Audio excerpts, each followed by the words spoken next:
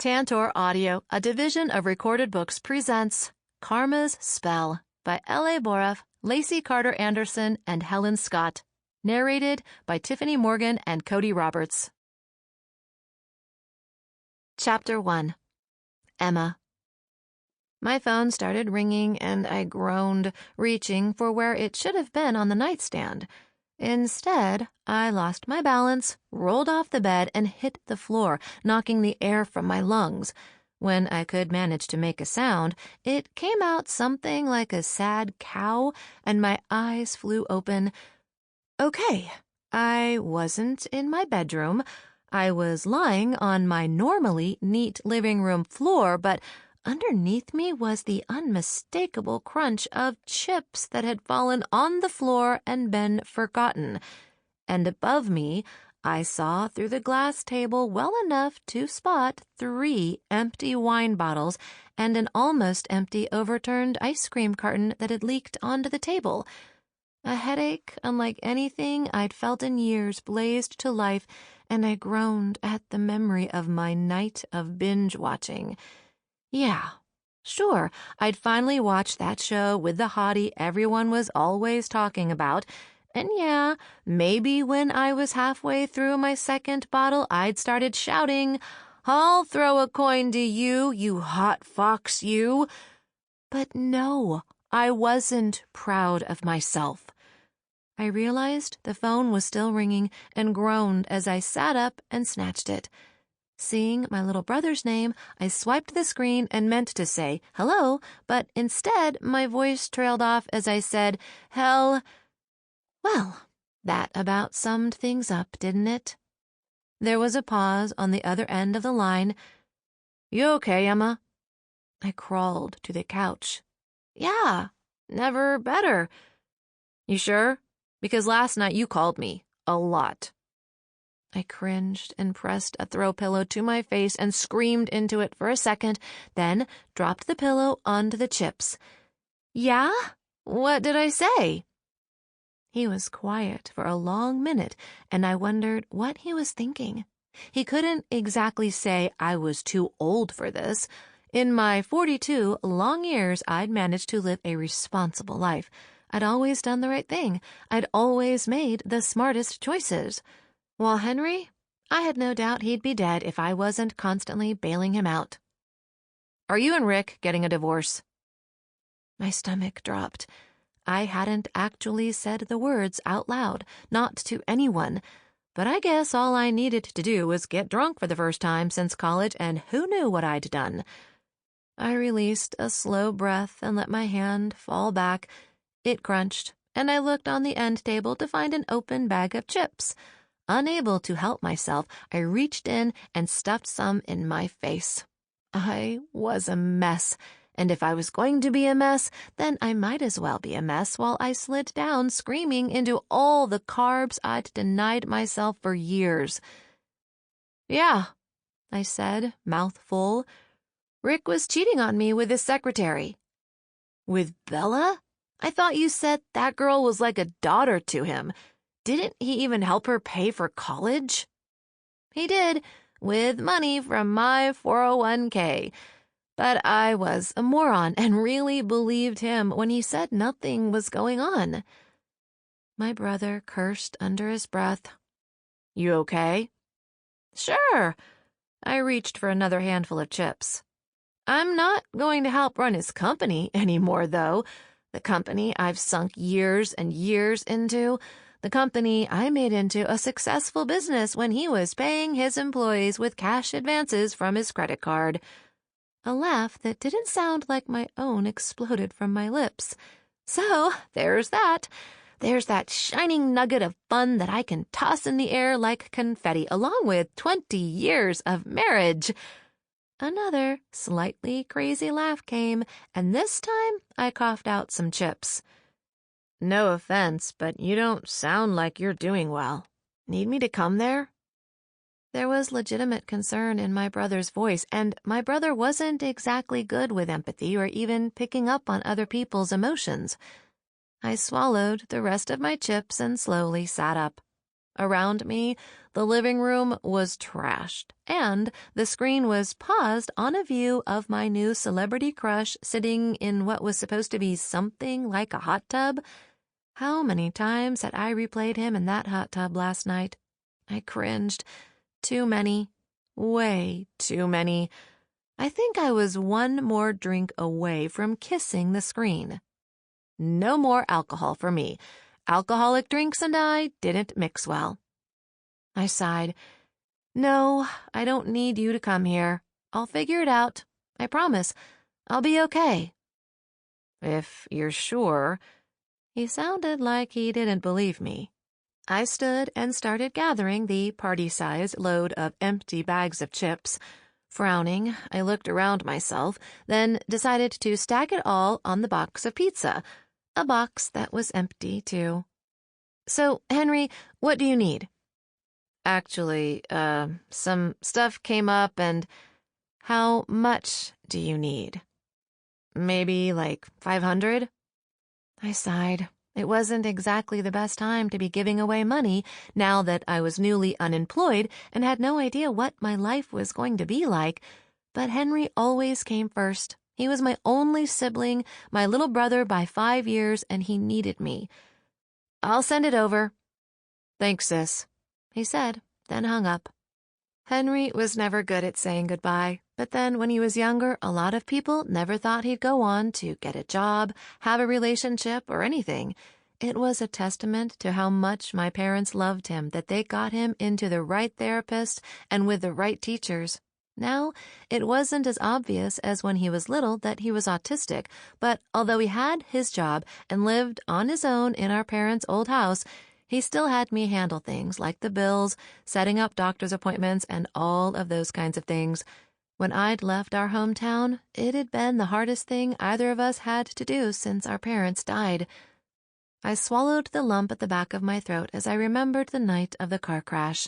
After all this time, the memories didn't hurt as much, but they still made my heart ache from the loss. Like the pain in my neck that was better now but still twinged, still reminded me that Henry and I hadn't walked away from that crash without a scratch. Grabbing an armful of trash, I managed to get out the front door.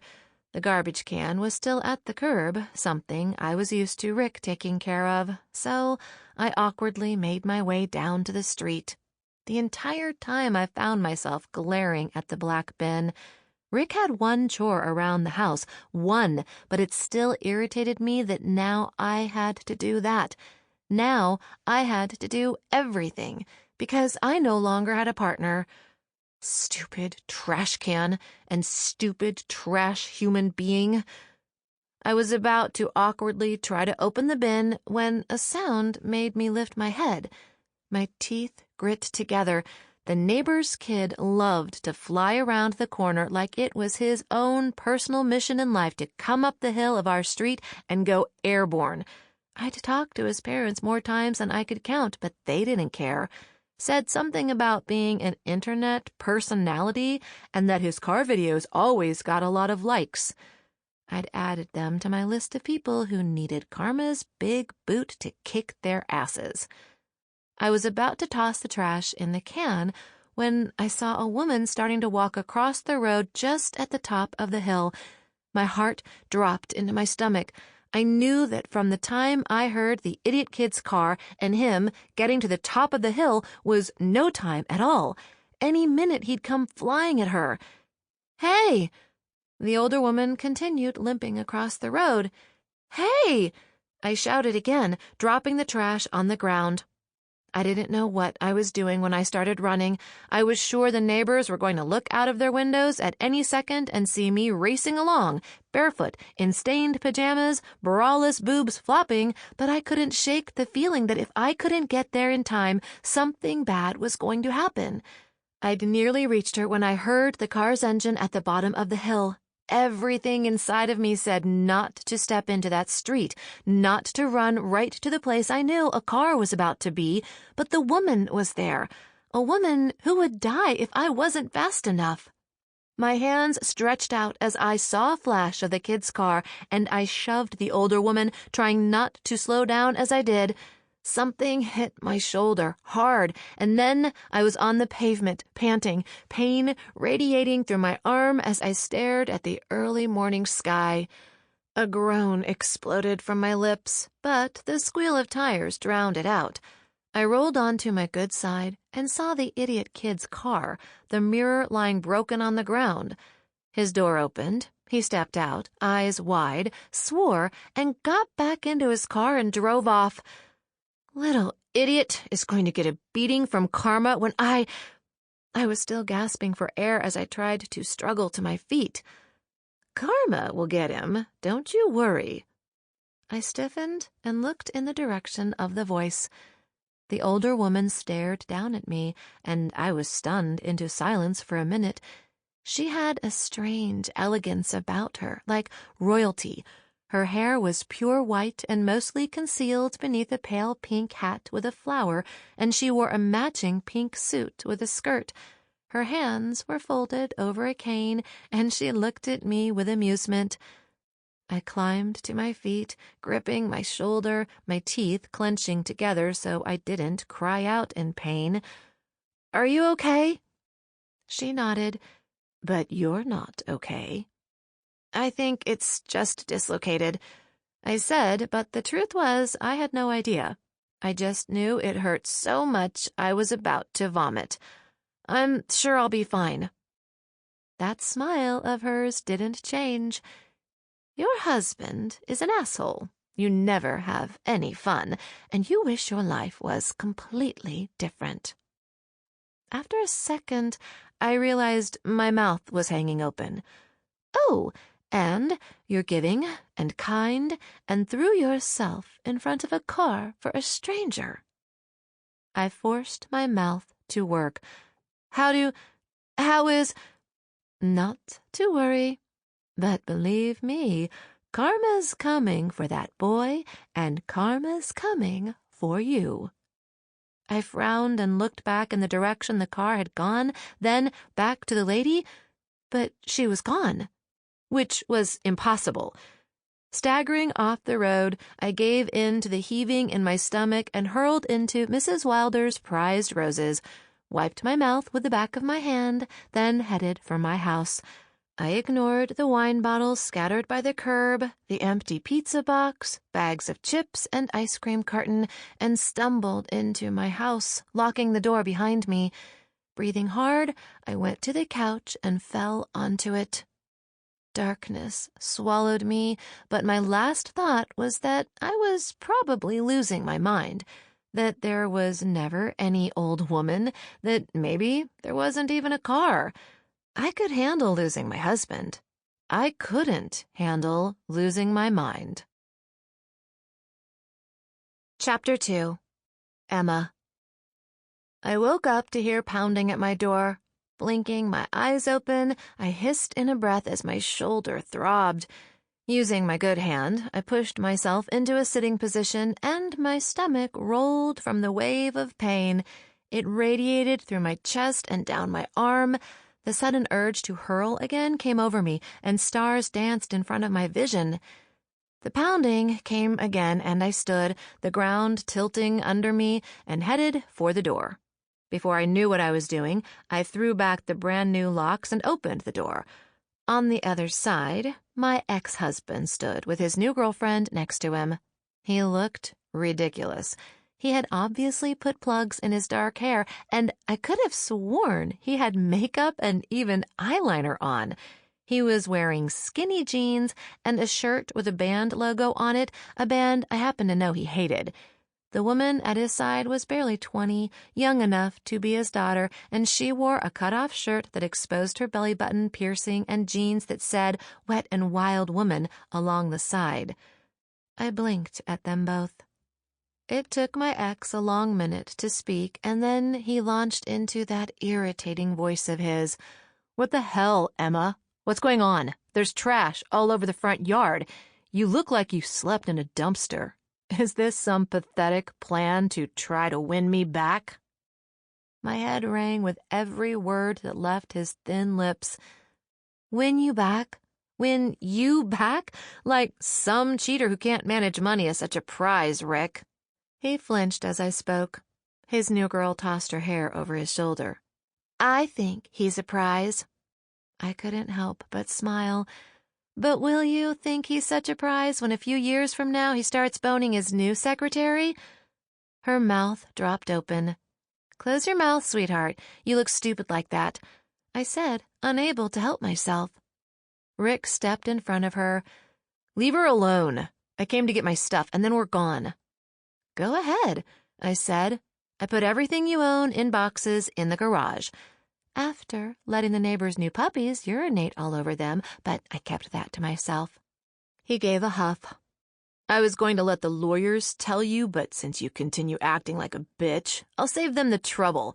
If you think this divorce is going to break me, you have another thing coming. The house, the cars, the business, they're all in my name. And since you signed a prenup— I never signed a prenup, I said, shocked. My lawyer would beg to differ. He's ready and willing to testify that he saw you sign the prenup we prepared a few weeks before we got married. Wait, my head spun. Is your lawyer your cousin? He grinned. The best lawyer in the state, and when we're done, you're going to have nothing. The idiot beside him grabbed his arm. You said there was jewelry. Something inside of me snapped. You're not going to get away with this. I never signed a prenup, and I'll prove it. You were underwater on this house when I met you. I used my savings to buy the cars, and that business is going to sink without me. So don't even pretend to try to take credit for my hard work. And then I turned to the woman. The jewelry in this house is mine. Take that garbage man, but stay away from my diamonds. She pouted like a 2-year-old. I want my stuff, he said, his voice cold. I opened the door wider, biting down on the cry of pain that the movement caused in my shoulder. He strode past me, his dog at his heels, and they both headed for the door that led to the garage. I didn't take a breath until the garage door slammed and I heard the big door opening that led to the outside. Then tears pricked my eyes. Not because of the two idiots, because of my arm. I went to the back door and opened it, using my free hand to dab at my eyes. Then I clenched my teeth together to keep from crying out as I walked to the bench in my garden and collapsed onto it. Feeling ridiculous, I tried to wipe away every tear before it could fall. I should be able to handle this, all of this. So why was it so hard? Karma. I jumped a little at the sound and looked around, but no one was there. Karma. I looked toward the sound, then slowly picked out the shape of a toad sitting by the edge of the little pond in my backyard. I was shaking for some reason. Maybe because my ex and his new lover were digging through my garage. Maybe because I was pretty sure I would pass out from the pain before I could make it to the urgent care.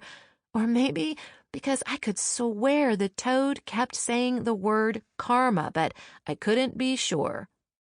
Sometime later, the door to the backyard opened. I didn't bother turning around. I just kept staring at the toad. They came and stood in front of me, blocking my view of the toad, and I slowly looked up. I was shocked by just how pleased they both looked with themselves, and for the first time, it really hit me that after betraying me, after leaving me after 20 years of marriage, neither of these people felt the least bit remorseful. They were just terrible people. I didn't know what I was about to do, but suddenly something caught the light.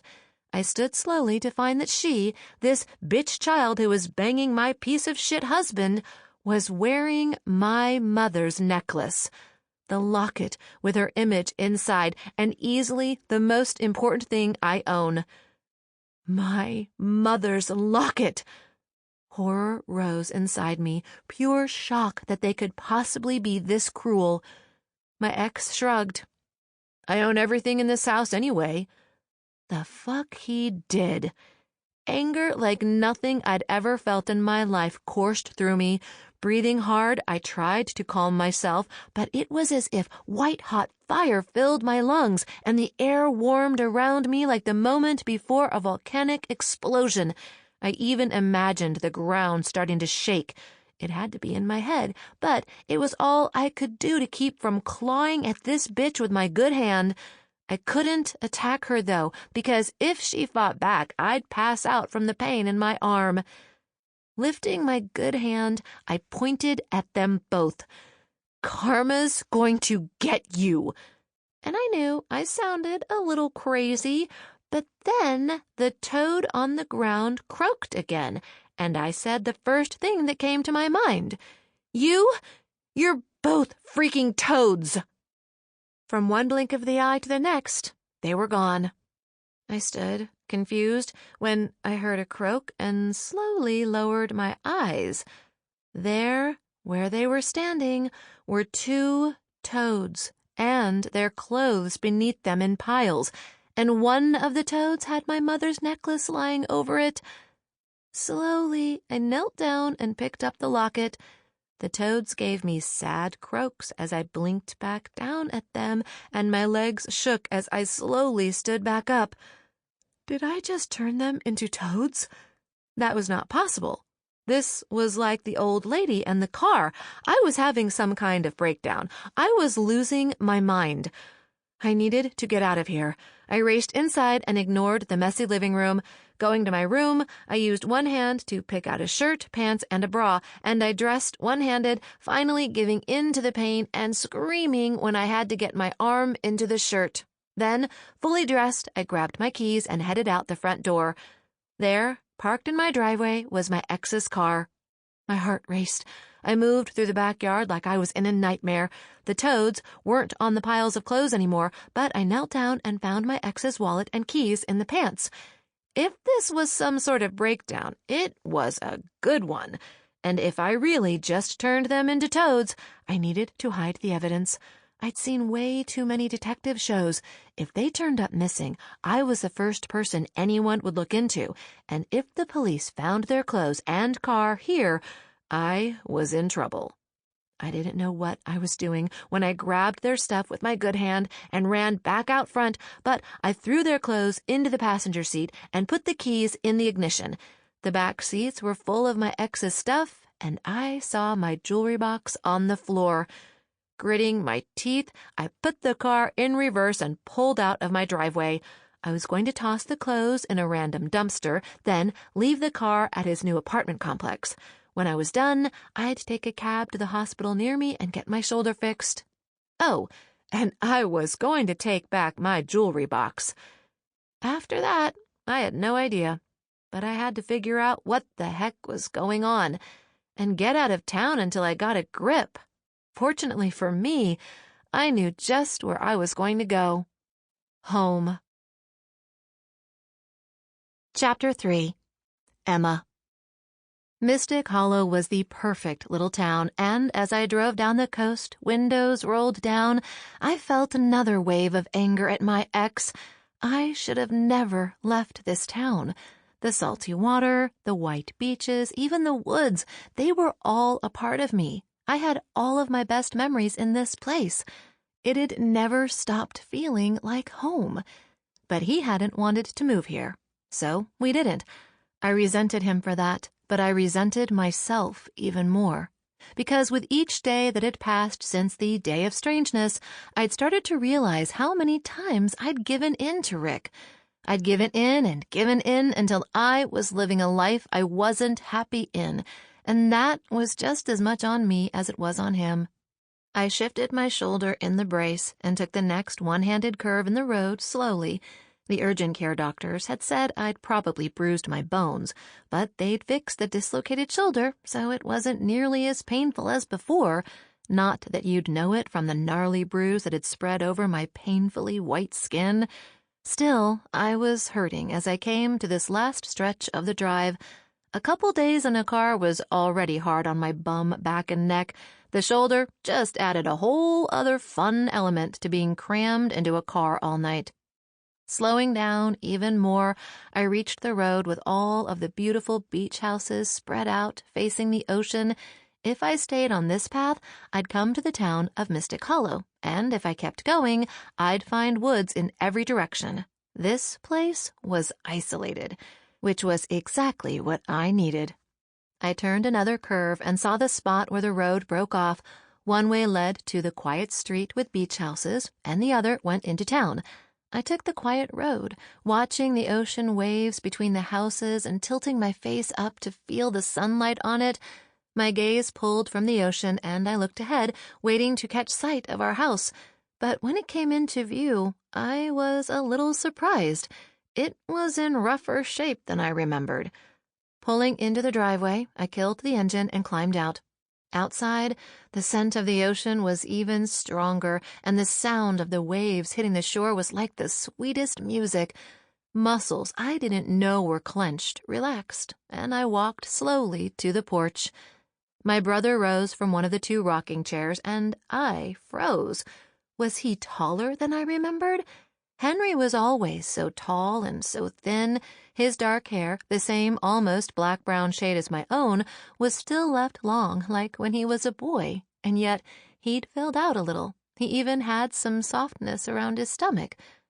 I smiled. "Henry!" He grinned and walked out to meet me. When we reached each other, he awkwardly leaned in and gave me a loose hug before he pulled back. "Welcome home." "It looks the same," I said. He shrugged. "Want to help me bring my bags in?"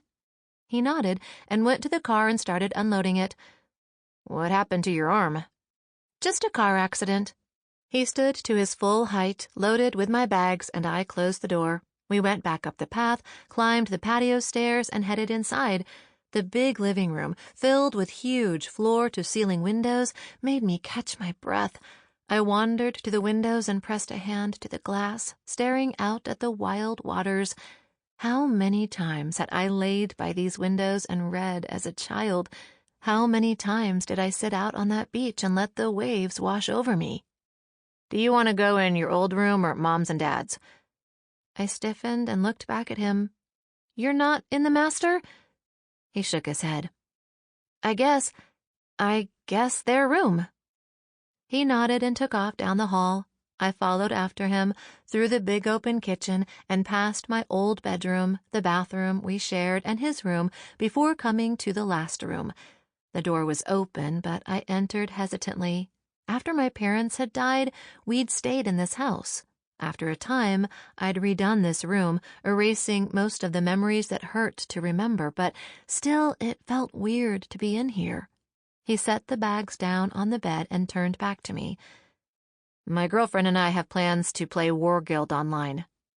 I grinned. "So things are still going well with you and Alice?" He nodded. "She's my girlfriend." "Okay," I said. "I'm fine. You go have fun." He left, not looking back, and I couldn't help but smile. He and Alice had been dating for 10 years. She still lived with her parents. He still lived here. They both just liked their space, according to him, and they were both happy with things exactly the way they were. It was kind of strange to me. Everything about their relationship was unconventional. They just did what made them happy, and yet I was the one getting a divorce. Maybe this time around, I should just try to be happy too. I slipped my phone from my pocket and sent Travis a quick text, letting him know I'd made it to Mystic Hollow without any issues. He might have only just started college, but he had an old soul, and ever since Rick's cheating had been outed, he'd worried about me like he was the mom instead of me. After a few minutes, I got a thumbs up back. So articulate. Touching my mother's locket, I tried not to think about the toads in my garden, the clothes tossed behind a fast food restaurant not far from my house, or the car that I'd parked in his spot in his new apartment complex, or at least in the spot I thought was his. It wasn't like I murdered them. It wasn't like I did anything. But then again, I thought I turned them into toads, so who knew what I'd really done? I tossed the dusty sheets and blankets in the wash, unpacked, and went to get a snack. Every piece of food in the fridge was labeled with Henry's name, all still on his half of the fridge, just like it had been when it was the two of us living together. I grinned and decided that it'd be better just to head to the store. Well, it would have been if I wasn't exhausted. Sample complete. Ready to continue?